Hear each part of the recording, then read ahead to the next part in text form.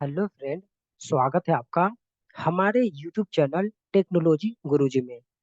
इस वीडियो में हम लोग मेन मेथड के बारे में फुल डिटेल्स में पढ़ने वाले हैं, क्योंकि आपको पता होना चाहिए कि मेन मेथड से रिलेटेड इंटरव्यू में बहुत क्वेश्चन पूछे जाते हैं। वो सब हम लोग डिटेल्स में पढ़ेंगे। तो चलिए स्टार्ट करते हैं वीडियो को। तो पहला क्वेश्चन आपको इंटरव्यू में पूछेगा कि जब भी आप जावा का कोडिंग करते हो, तो आपने भी देखा होगा, जब भी आप जावा का कोडिंग करते हो तो ये फॉर्मेट रहता ही है। मतलब कि जावा बाय डिफॉल्ट इसी फॉर्मेट को क्यों एक्सेस करता है? क्या ऐसा रीजन है कि जावा इसी फॉर्मेट को प्रेफर करता है पहले? तो इसका मैं रीजन बताने जा रहा हूँ, ध्यान से समझना। आपके लिए मैंने नोट बना दिया है जो कि मैं लास्ट में दूंगा। अभी मैं जो भी बताने जा रहा हूँ आपको ध्यान से समझना है। तो पहला रीजन क्या है? यहाँ पर क्या लिखा है? Public. Public keyword, public access modifier का मतलब क्या होता है ना कि आपने अगर पब्लिक एक्सेस मॉडिफायर किसी मेथड पे डिक्लेयर कर दिया, तो उसका मतलब होता है कि इस मेथड को आप किसी भी क्लास के अंदर में एक्सेस कर सकते हो। मतलब कहीं से भी एक्सेस कर सकते हो। पब्लिक का मतलब क्या हुआ कि इस मेथड को आप किसी भी क्लास के अंदर में कहीं से भी एक्सेस कर सकते हो। पहला रीजन। दूसरा रीजन क्या है? यहाँ पर क्या है? स्टैटिक लिखा हुआ है। स्टैटिक एक कीवर्ड है, और हमेशा आप ध्यान रखना कि स्टैटिक कीवर्ड का यूज होता है मेमोरी को मैनेज करने के लिए। इसके बहुत सारे रीजन है, जिसमें से पहला रीजन यहाँ पर क्या है कि जब भी आप स्टैटिक कीवर्ड को किसी भी मेथड पर अगर आपने डिक्लेयर कर दिया, तो उस मेथड को कॉल करने के लिए क्लास का ऑब्जेक्ट बनाने की जरूरत नहीं होता है। आप उस मेथड को डायरेक्टली कॉल कर सकते हो क्लास नेम के माध्यम से।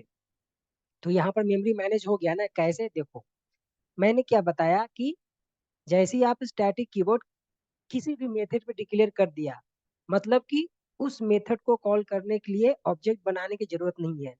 और जब आपने ऑब्जेक्ट ही नहीं बनाया, तो सिंपल सी बात है कि आपने मेमोरी मैनेज किया। क्योंकि आपको पता होना चाहिए कि ऑब्जेक्ट मेमोरी लेता है जो हम हीप मेमोरी में स्टोर करते हैं। सही है? तो यहाँ पर क्या हो रहा है? आपका मेमोरी मैनेज कर रहा है। तो ये दूसरा रीजन है कि मेन मेथड पे स्टैटिक है, जिसकी वजह से आपको इस मेथड को कॉल करने के लिए ऑब्जेक्ट बनाने की जरूरत नहीं पड़ता है। आप डायरेक्ट कॉल कर सकते हो क्लास नेम के माध्यम से। नेक्स्ट है वाइड। वाइड एक रिटर्न टाइप है। अगर आपने वाइड रिटर्न टाइप यहाँ पर लिखा, तो आपको कोई वैल्यू रिटर्न करने की जरूरत नहीं पड़ता है। उसका नेक्स्ट पार्ट है मेन। ये मेन क्या है? ये मेन मेथड है।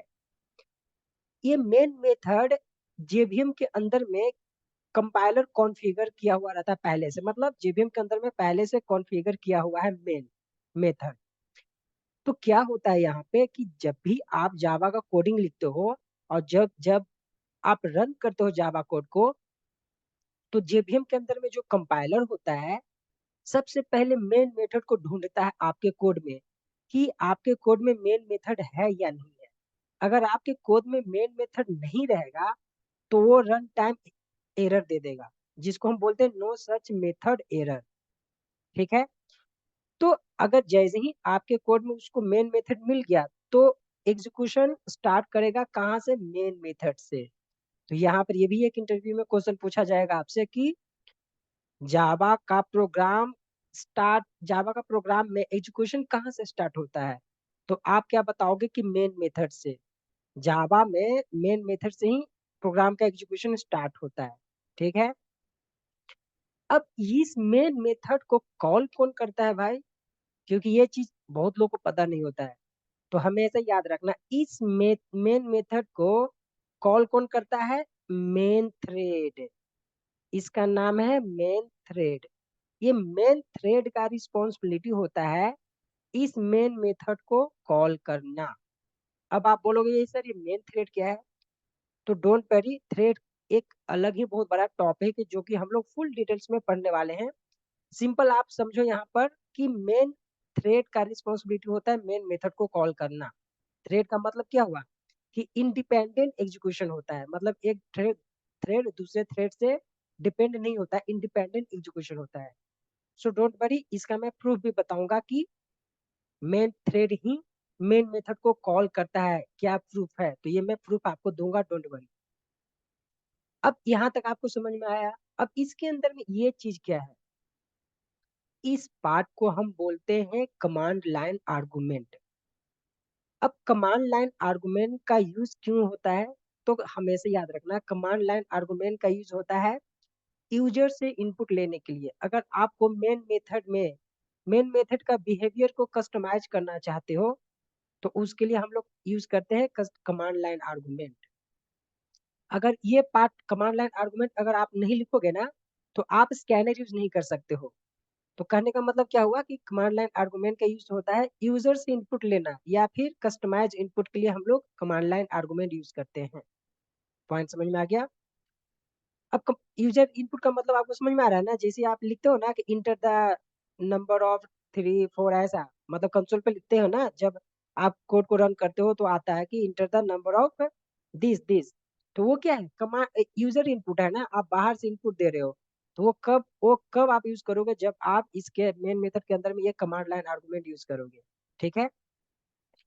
अब यहाँ पे एक और क्वेश्चन इंटरव्यू में पूछ सकता है कि एक जो कमांड लाइन आर्गुमेंट है, इसमें से यहाँ पर हमेशा मेन मेथड में स्ट्रिंग ही रहता है, यहाँ पर लॉन्ग क्यों नहीं रहता है, डबल क्यों नहीं रहता है, या फिर इंट क्यों नहीं रहता है। कहने का मतलब कि दूसरा डेटा टाइप क्यों नहीं रहता है, स्ट्रिंग ही क्यों रहता है। ये भी तो हो सकता है ना क्वेश्चन।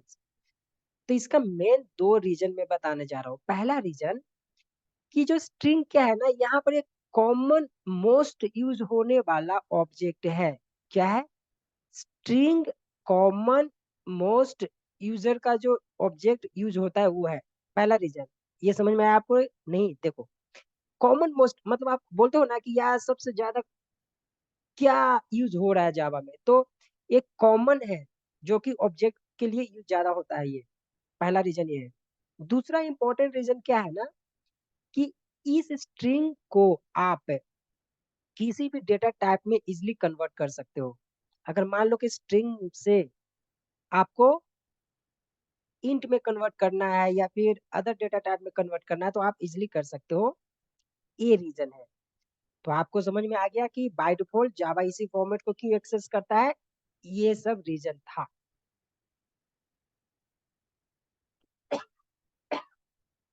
Sorry everyone.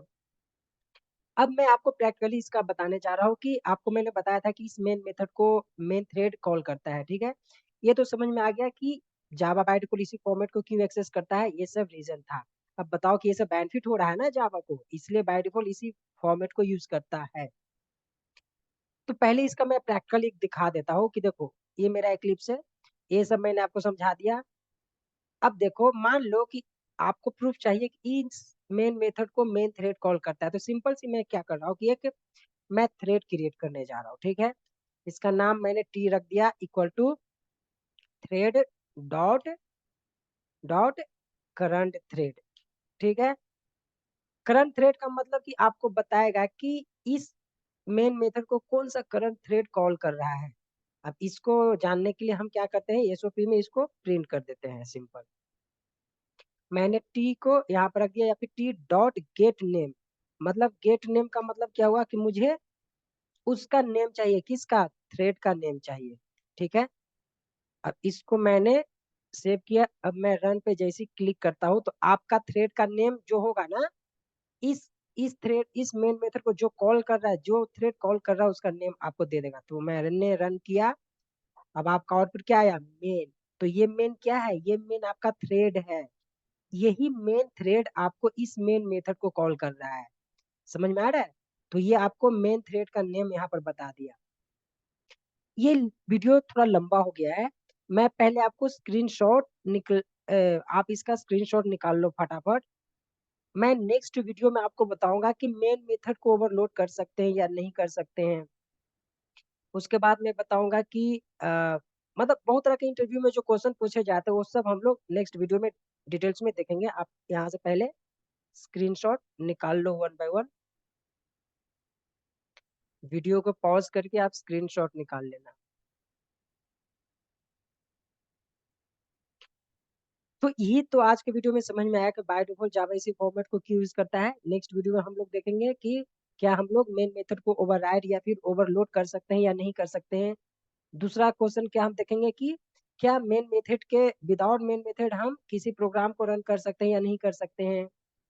उसके बाद हम ये भी देखेंगे कि क्या जो अभी मैंने ये फॉर्मेट बताया आपको, ये जो मैंने फॉर्मेट बताया इस फॉर्मेट को हम चेंज कर सकते हैं या न कर सकते हैं, या फिर इसके अंदर में जो आपने कमांड लाइन आर्गुमेंट लिखा है क्या इसको हम चेंज कर सकते हैं या नहीं कर सकते हैं। ये सब हम नेक्स्ट वीडियो में देखने वाले हैं, क्योंकि ये वीडियो थोड़ा लंबा हो गया है। ठीक है, तो इस वीडियो में इतना ही। धन्यवाद।